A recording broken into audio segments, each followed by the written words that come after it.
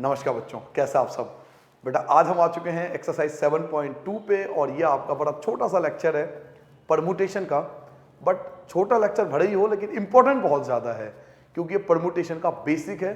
और जैसे मैं आपको बता चुका हूँ परमुटेशन बहुत इंपॉर्टेंट है, ना केवल 11th के लिए बट कंपटीशन एग्जाम में अगर देखा जाए, क्योंकि मैंने भी बहुत सारे कंपटीशन एग्जाम दिए हैं इसलिए आपको बता रहा हूँ कि बहुत ज़्यादा इंपॉर्टेंट है कंपटीशन एग्जाम के लेवल पे। तो पहले हम परमुटेशन का एक थोड़ा बेसिक समझ लेंगे कि परमुटेशन होता क्या है, कैसे इसका इस्तेमाल किया जाता है, फॉर्मूला क्या होता है वगैरह वगैरह। उसके बेस पे आप ना केवल एक्सरसाइज कवर कर लोगे बट इस एक्सरसाइज के जो भी क्वेश्चन आए हुए हैं प्रीवियस 10 ईयर में उसका भी मैंने ध्यान रखा है ताकि आपका वो भी कवर हो जाए। तो पहले कॉन्सेप्ट सीखेंगे बेटा परमुटेशन का, देन हम एक्सरसाइज स्टार्ट करेंगे एक्सरसाइज 7.2।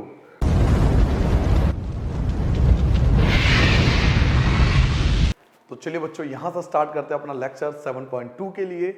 परमुटेशन समझने से पहले आपको एक कॉन्सेप्ट समझना पड़ेगा फैक्टोरियल का, कि फैक्टोरियल क्या होता है, जिसे हम बोल सकते हैं रूल नंबर 1 या कॉन्सेप्ट नंबर 1।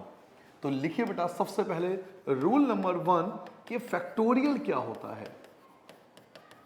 फैक्टोरियल इसका आप बहुत बार इस्तेमाल करोगे परमुटेशन के अंदर और बाइनोमियल थ्योरम के अंदर कि फैक्टोरियल क्या होता है। देखिए आपने 7.1 किया था, उसमें आपने क्या देखा कि आप एक डिक्रीजिंग ऑर्डर में नंबर को मल्टीप्लाई कर रहे थे, जैसे 10, 9, 8, 7, 6। कई बार ऐसा क्वेश्चन आया जिसमें आप नंबर की डिक्रीजिंग ऑर्डर में मल्टीप्लाई कर रहे थे ना।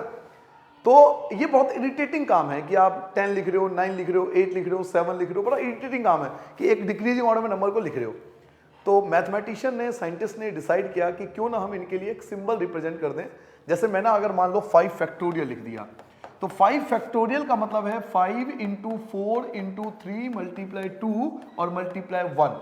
हालांकि लास्ट में 1 के बाद 0 फैक्टोरियल होता है और 0 फैक्टोरियल की वैल्यू 1 होती है। जी हाँ, आपको याद रखना है बेटा, नोट आपको हमेशा याद रखना है कि 0 फैक्टोरियल की वैल्यू 1 होती है। अच्छा 0 फैक्टोरियल की 1 क्यों होती है ये आप हायर स्टडी में पढ़ोगे, अभी आपके सिलेबस में ये चीज नहीं है। जब आप हायर स्टडी करोगे, बीटेक करोगे, तब आपको समझ में आएगा कि 0 फैक्टोरियल की वैल्यू 1 क्यों मानी जाती है। इसका प्रूफ भी वहां पर दिया हुआ है बीटेक की बात करें तो। बट अभी आपका स्टैंडर्ड, क्योंकि पहली बार कर रहे हो तो आपको 0 फैक्टोरियल की वैल्यू 1 नहीं प्रूफ करना। आपको आपके बुक में भी एनसीईआरटी बुक अगर आप उठा के देखोगे उसमें भी उन्होंने डायरेक्ट लिख दिया कि 0 फैक्टोरियल 1 होता है। क्यों होता है, क्या रीजन है, ये आप फर्दर स्टडी में पढ़ोगे। तो एक तो याद रखना है। मान लीजिए कोई बच्चा लिखता है कि भाई मैं 6 फैक्टोरियल लिख रहा हूं, तो इसका मतलब है 6 multiply 5 multiply 4 multiply 3 multiply 2 multiply 1। अगर कोई 10 फैक्टोरियल लिखता है तो इसका मतलब क्या है कि भाई 10 multiply 9 multiply 8 multiply 7 multiply 6 multiply 5 multiply 4 multiply 3 multiply 2 multiply 1 और लास्ट में 0 फैक्टोरियल जिसकी वैल्यू 1 होती है। तो क्योंकि ये काम बड़ा इरिटेटिंग था कि भाई आप 5 इंटू 4 इंटू 3 इंटू 2 इंटू 1 लिखो, तो उसकी जगह डायरेक्ट हम लिख देते हैं 5 factorial. 6 into 5 into 4 into 3 into 2 into 1। बड़ा इरिटेटिंग काम है कि इस चीज को बार बार लिख रहे हैं। तो क्योंकि आजकल का आपको पता है मॉडर्न जमाना है, टाइम किसी के पास है नहीं, समय की बहुत कमी है, तो हर चीज का हम शॉर्टकट निकालते हैं। तो इनका भी एक तरह समझ सकते हैं कि नंबरों के मल्टीप्लिकेशन का जो प्रोडक्ट है उनका एक सिंबल रिप्रेजेंट कर दिया गया फैक्टोरियल, जिसको फैक्टोरियल रिप्रेजेंटेशन बोला जाता है।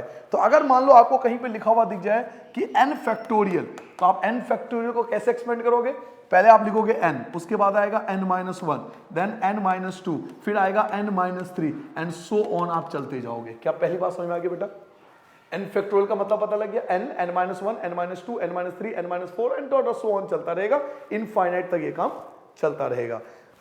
अगर मान लो आपको कहीं पे दिख जाता है कि भाई 5 फैक्टोरियल अपॉन में 3 फैक्टोरियल ये लिखा हुआ है, तो हम क्या करेंगे कि 5 को 3 में कन्वर्ट कर लेंगे, क्योंकि 3 को 5 में नहीं कन्वर्ट किया जा सकता। 3 को 5 में कन्वर्ट नहीं किया जा सकता क्योंकि डिक्रीज होता है, फैक्टोरियल में नंबर कम होते जाते हैं। लेकिन 5 को तो 3 में कन्वर्ट कर सकते हैं ना। तो इसको देखो सॉल्व कैसे करते हैं।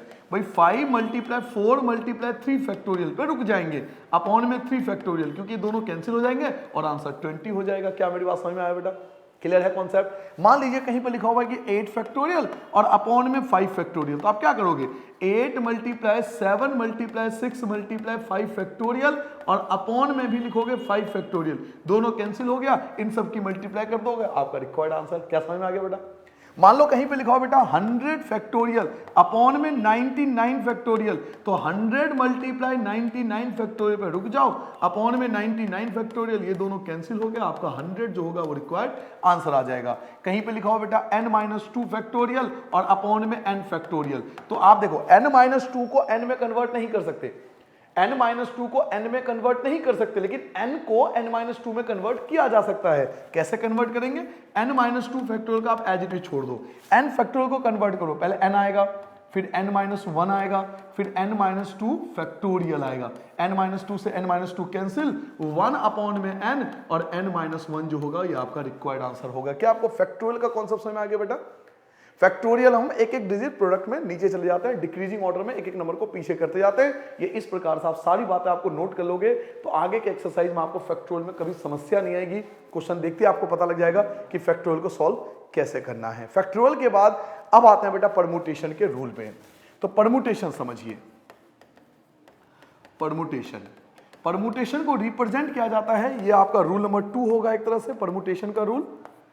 परमुटेशन को रिप्रेजेंट करते हैं बेटा NPR से, NPR परमुटेशन को रिप्रेजेंट का मेथड होता है NPR।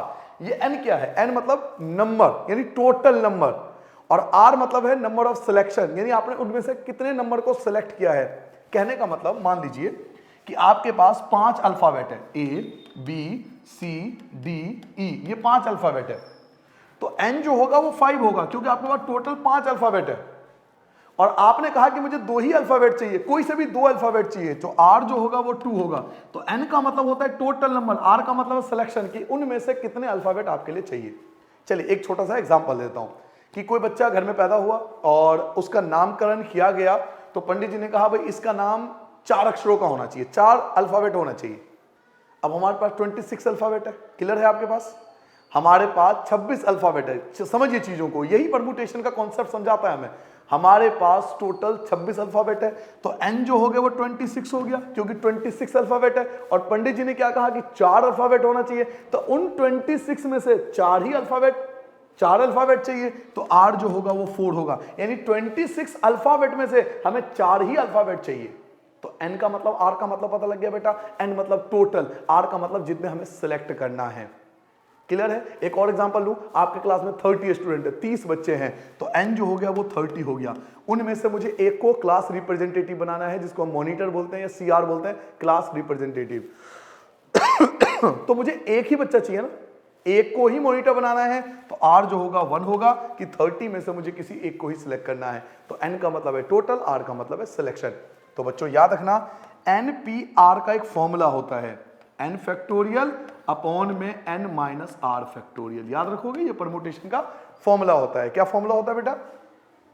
आपके लिए NPR का फॉर्मूला दिया हुआ है, NPR का फॉर्मूला होता है n फैक्टोरियल अपॉन में n-r फैक्टोरियल। अगर आप एग्जांपल समझना चाहो तो एक एग्जांपल के तौर पे ये भी नोट कर लेना। चलिए मैं एक एग्जांपल तौर पे आपको समझा देता हूं। मैं कहता हूं n जो है वो 6 है और r जो है वो 4 है, तो देखिए कैसे सॉल्व करेंगे। 6 लिखेंगे ऊपर और 4 लिखेंगे नीचे। 6 आएगा ऊपर, 4 आएगा नीचे, ऊपर आएगा 6 फैक्टोरियल और 6 में से 4 माइनस कर दो तो 2 फैक्टोरियल। सॉल्व कर लो बेटा। 6 multiply 5 multiply 4 multiply 3 multiply 2 factorial upon में 2 फैक्टोरियल, 2 फैक्टोरियल से 2 फैक्टोरियल कैंसिल कर दीजिए, मल्टीप्लाई करो बेटा। 6 5 जा 30, 30 हो गया।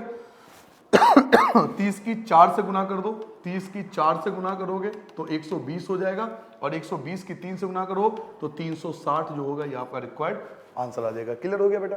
एक और समझना चाहोगे? एक और एग्जांपल समझ लो, एक और एग्जांपल समझ लो बेटा। मैं कहता हूं n जो है वो 10 है और r जो है वो 8 है, तो आप लिखोगे 10 p 8, ऊपर आएगा 10 फैक्टोरियल, नीचे आएगा 8 फैक्टोरियल। सॉल्व कीजिए। 10 मल्टीप्लाई 9 मल्टीप्लाई 8 फैक्टोरियल अपॉन में 8 फैक्टोरियल, 8 फैक्टोरियल 8 फैक्टोरियल कैंसिल, ये आपका 90 होगा रिक्वायर्ड आंसर। तो यही 2 रूल थे इस एक्सरसाइज को सॉल्व करने के लिए। एक आपको बताना था फैक्टोरियल क्या होता है और सेकंड परमुटेशन क्या होता है। तो आई होप आपको दोनों चीज समझ में आ गया होगा। अगर ये दोनों चीज आपको समझ में आ गया होगा तो चलिए स्टार्ट करते हैं बेटा अपना लेक्चर एक्सरसाइज 7.2 से। चलो बेटा 7.2 स्टार्ट करते हैं बेटा। फर्स्ट क्वेश्चन देखिए, बहुत सिंपल सा क्वेश्चन है। केवल आपसे बोला जा रहा है कि 8 फैक्टोरियल की वैल्यू आपको फाइंड करनी है। तो फर्स्ट क्वेश्चन का पहला पार्ट कर रहे हैं बेटा, आपको 8 फैक्टोरियल फाइंड करना है।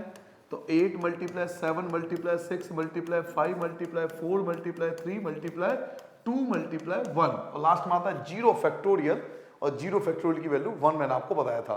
तो आप इन सब की मल्टीप्लाई कर दोगे, 8 की मल्टीप्लाई 7 से, देन 6 से, 5 से, 4 से, 3 से, 2 से, 1 से मल्टीप्लाई कर दीजिए, तो ये आएगा 40,320। ये आपका रिक्वायर्ड आंसर होगा। इन सब की मल्टीप्लाई करके चेक कर लो बेटा, 40,320 ये आपका रिक्वायर्ड आंसर आएगा। चलिए सेकंड पार्ट देखते हैं बेटा, आपको 4 फैक्टोरियल में से 3 फैक्टोरियल को माइनस करना है। तो फर्स्ट क्वेश्चन का सेकंड पार्ट करते हैं बच्चों, 4 फैक्टोरियल में से 3 फैक्टोरियल को माइनस करना है। तो 4 फैक्टोरियल का मतलब है 4 into 3 multiply 2 multiply 1 minus 3 factorial का मतलब बेटा 3 मल्टीप्लाई 2 मल्टीप्लाई 1। 4 3 जा 12, 12 2 जा 24 में से माइनस कर देंगे 3 2 जा 6 को, तो ये हो जाएगा 18 आपका रिक्वायर्ड आंसर आ जाएगा। ठीक है बेटा, बड़ा सिंपल क्वेश्चन है, बहुत लॉजिकल क्वेश्चन है। नाउ क्वेश्चन नंबर 2 पे आते हैं बेटा। ये फर्स्ट क्वेश्चन आपका सॉल्व हो गया। सेकंड क्वेश्चन देखिए, क्वेश्चन नंबर 2 आपसे पूछा जा रहा है कि क्या 3 फैक्टोरियल प्लस 4 फैक्टोरियल 7 फैक्टोरियल के इक्वल है या नहीं है। 3 फैक्टोरियल प्लस 4 फैक्टोरियल 7 फैक्टोरियल के इक्वल है या नहीं है, ये पूछा जा रहा है। तो आप मल्टीप्लाई करके चेक कर सकते हैं।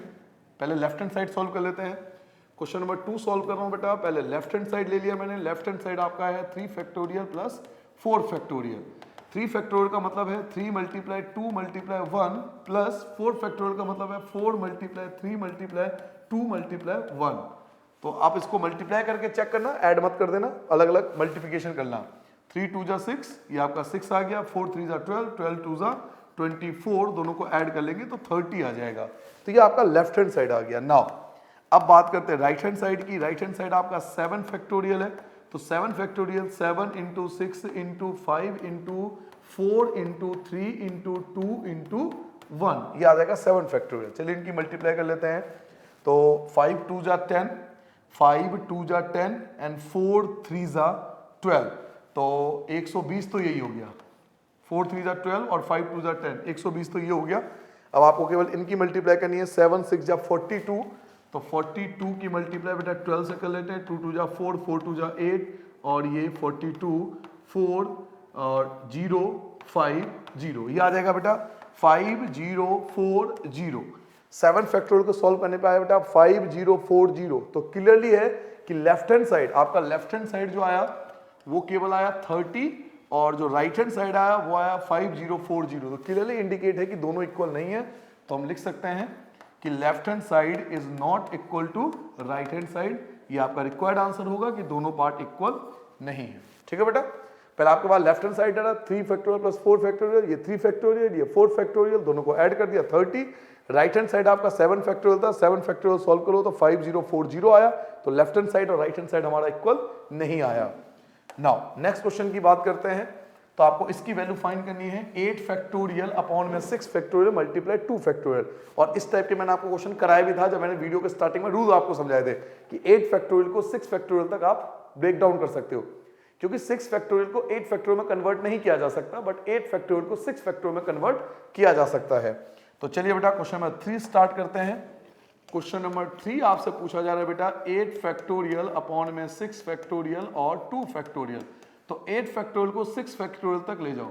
8 मल्टीप्लाई 7 मल्टीप्लाई 6 फैक्टोरियल अपॉन में आ गया बेटा 6 फैक्टोरियल, और 2 फैक्टोरियल का मतलब है 2 मल्टीप्लाई 1।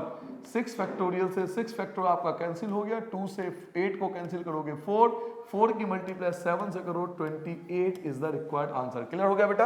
8 फैक्टोरियल को ले जाओ 6 फैक्टोरियल तक, 6 फैक्टोरियल से 6 फैक्टोरियल कैंसिल हो गया। 2 को 8 से कैंसिल करो, 4 7 जा 28 इज द रिक्वायर्ड आंसर।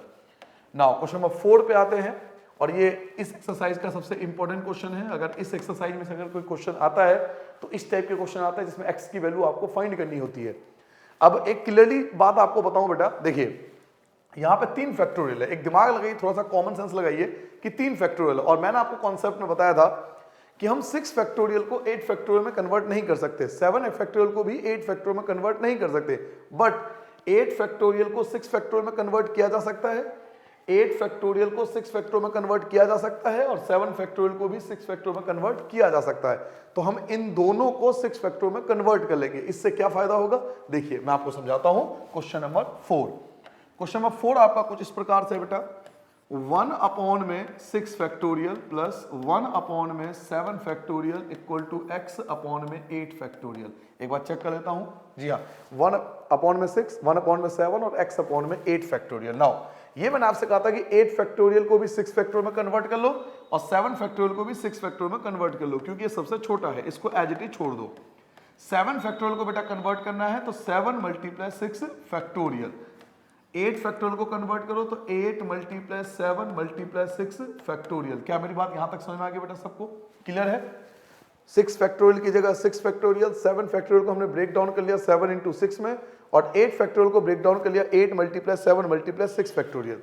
अब आप ध्यान से देखो कि तीनों में 6 फैक्टोरियल आ रहा है, यहां भी 6 फैक्टोरियल है, यहां भी 6 फैक्टोरियल है और यहां भी 6 फैक्टोरियल है। तो अगर मैं 6 फैक्टोरियल कॉमन ले लूं तो सारे 6 फैक्टोरियल कैंसिल हो जाएंगे। ये 6 फैक्टोरियल, यहां भी 6 फैक्टोरियल, यहां भी 6 फैक्टोरियल, तो सारे के सारे कैंसिल हो जाएंगे। कॉमन लेने के बाद क्या बचेगा, तो 1 अपॉन में 1, ये आएगा 1 अपॉन में 7 और x अपॉन में आपके पास बच गया 56। नाउ आप एलसीएम ले लो तो 1 और 7 का एलसीएम 7, 7 बन जा 7, 1 बन जा 1, तो 8 इक्वल टू में x अपॉन में 56, ये कैंसिल हो जाएगा, 7 1 जा और 7 8 जा। By using cross multiplication method, x की मल्टीप्लाई 1 से करोगे x आएगा और 8 की मल्टीप्लाई 8 से करोगे 64। ये सबसे सिंपलेस्ट तरीका है इस टाइप के क्वेश्चन को सॉल्व करने के लिए। ऐसा आपके बुक में एक एग्जाम्पल भी है, आप उस एग्जाम्पल को भी कर सकते हो। आप चाहो तो एग्जाम्पल देख लो अगर देखना चाहो। ऐसा आपके बुक में एक एग्जाम्पल भी दिया हुआ शायद बेटा, ये रहा एग्जाम्पल आपके सामने, ये देखिए एग्जाम्पल नंबर 8 है। ये एग्जाम्पल नंबर 8 आपके पास 8 फैक्टोरियल, 9 फैक्टोरियल, 10 फैक्टोरियल है। तो 10 को भी 8 में कन्वर्ट कर लो, 10 और 9 को भी 8 में कन्वर्ट कर लो, दोनों को 8 फैक्टोरियल में कन्वर्ट कर लो। 8 फैक्टोरियल, 8 फैक्टोरियल, 8 फैक्टोरियल तीनों में से कैंसिल करके एलसीएम लेके सॉल्व कर लोगे, जैसे मैंने अभी आपको कराया था। नाउ एक्सरसाइज पे वापस आते हैं। क्वेश्चन नंबर 5 देखिए, आपके पास ये फॉर्मूला दिया हुआ है और ये फॉर्मूला किसका है, तो परमुटेशन का है। n फैक्टोरियल अपॉन में n माइनस r फैक्टोरियल, ये परमुटेशन का ही फॉर्मूला है। ये फॉर्मूला आपको दिया हुआ है और जिसमें आपको n और r की वैल्यू गिवन है। n जो है वो 6 है और r की वैल्यू 2 है, उसे आपको इसमें रखना है और आपको इसकी वैल्यू फाइंड करनी है। तो क्वेश्चन नंबर 5 स्टार्ट करते हैं। क्वेश्चन नंबर 5 का फर्स्ट पार्ट, आपको n की वैल्यू जो है वो गिवन है बेटा 6 और r की वैल्यू जो है वो 2 गिवन है, और आपको फॉर्मूला किसमें पुट करना है, तो n फैक्टोरियल अपॉन में n माइनस r फैक्टोरियल। अगर इन दोनों की वैल्यू यहां पुट करें तो n की जगह 6 फैक्टोरियल आ जाएगा और अपॉन में n माइनस r, यानी 6 में से 2 माइनस करोगे तो 4 फैक्टोरियल। और मैंने आपको कॉन्सेप्ट में क्या समझाया था कि हम 6 फैक्टोरियल को 4 फैक्टोरियल में कन्वर्ट कर सकते हैं। देखो 4 फैक्टोरियल को 6 फैक्टोरियल में कन्वर्ट नहीं किया जा सकता, बट 6 फैक्टोरियल को 4 फैक्टोरियल में कन्वर्ट किया जा सकता है। तो 6 फैक्टोरियल को 4 में कन्वर्ट करो, 6 मल्टीप्लाई 5 मल्टीप्लाई 4 फैक्टोरियल अपॉन में 4 फैक्टोरियल, ये दोनों कैंसिल हो गए और 6 5 जा 30, ये आपका रिक्वायर्ड आंसर आ जाएगा। क्लियर है बेटा, बड़ा सिंपल था कॉन्सेप्ट था। पहला पार्ट समझ में आ गया। आपने n की वैल्यू पुट करना है 6 और r की वैल्यू 2, तो 6 में से 2 माइनस करोगे तो 4 फैक्टोरियल बचेगा। नाउ सेकंड पार्ट की बात करते हैं। सेकंड पार्ट देखिए आपके पास क्या है, n जो है वो 9 है, r आपके पास 5 है। n आपके पास 9 है, r आपके पास 5 है। n की वैल्यू आपके पास 9 है और r की वैल्यू 5 है, और आपको वैल्यू पुट करना है n फैक्टोरियल अपॉन में n minus r factorial. Now n क्या है, n आपके पास 9 फैक्टोरियल है अपॉन में n माइनस r, यानी 9 में से 5 माइनस करोगे तो 4 फैक्टोरियल। नाउ 9 फैक्टोरियल को 4 फैक्टोरियल में कन्वर्ट किया जा सकता है, तो 9 multiply 8 multiply 7 multiply 6 multiply 5 multiply 4 factorial upon में भी 4 फैक्टोरियल। अब आप जानते हो कि 4 फैक्टोरियल से 4 फैक्टोरियल आपका कैंसिल हो जाएगा और बाकी नंबरों की हमें मल्टीप्लाई करनी पड़ेगी। तो 9 की पहले 8 से मल्टीप्लाई, फिर 7 से मल्टीप्लाई, फिर 6 से मल्टीप्लाई, फिर 5 से मल्टीप्लाई, तो आई थिंक ये आएगा 15,120, 15,120, ये आपका रिक्वायर्ड आंसर आएगा। ठीक है बेटा, तो जल्दी से नोट डाउन करो। यही था हमारा पूरा एक्सरसाइज 7.2। बड़ा छोटा सा लेक्चर था, जैसे मैंने आपसे कहा था। इसमें केवल परम्यूटेशन का बेसिक कॉन्सेप्ट आपको समझाया गया है, एक तरह से फैक्टोरियल की प्रैक्टिस कराई गई है ताकि आपको फैक्टोरियल के बारे में थोड़ी सी जानकारी मिल जाए।